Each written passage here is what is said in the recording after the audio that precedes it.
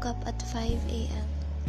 These early starts allow me to have some quiet time before the day gets busy. I usually grab my laptop and scroll through social media, watching short videos to ease in the morning. It helps me to wake up fully and get relaxed states.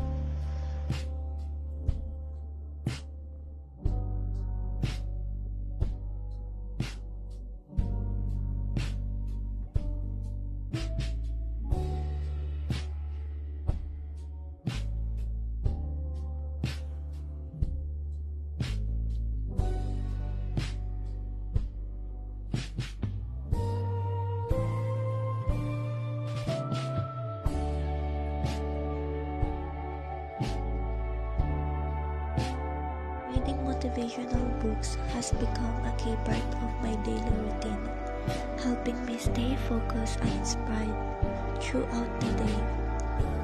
Each books offer new insights and ideas and strategies that fuel my determination and energy, keeping me motivated no matter what the challenges I face, whether it's a chapter on developing positive habits, boosting productivity, or overcoming setbacks. Before going to school, I usually cook my lunch for the afternoon so I won't have to buy food in the canteen.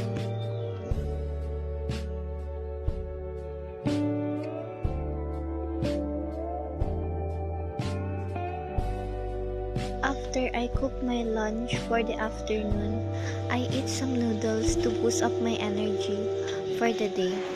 Then I take a shower, and after that I will go to school.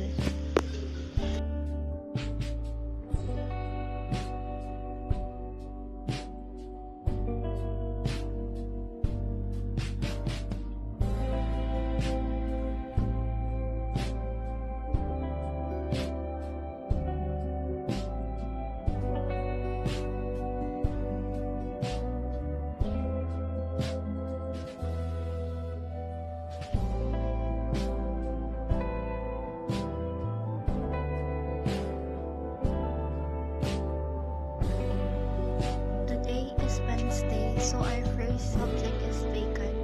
My friends and I are going to the learning park to have some chica and discuss our assignment on FAPEN, or Fundamental Accounting Business Management.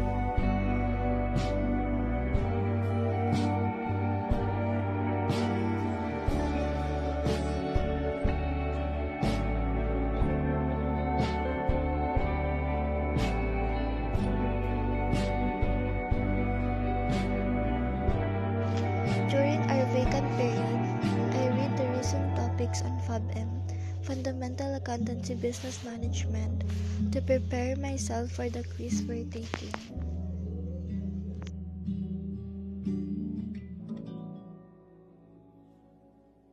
After our vacant period, we proceeded to our next subject, which is This is me during our third subject, which is our vacant period, having some chicas with my classmates.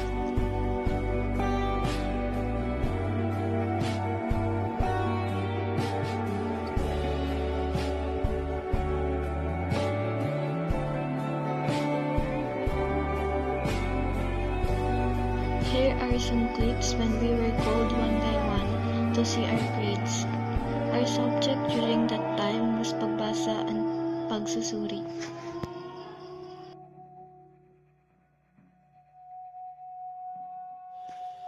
After our last period, which was FABM, the class was suspended due to a 44 degrees Celsius heat index. After I got home, I changed my clothes, took a shower, ate my lunch, and then proceeded to my laptop to finish my remaining homeworks.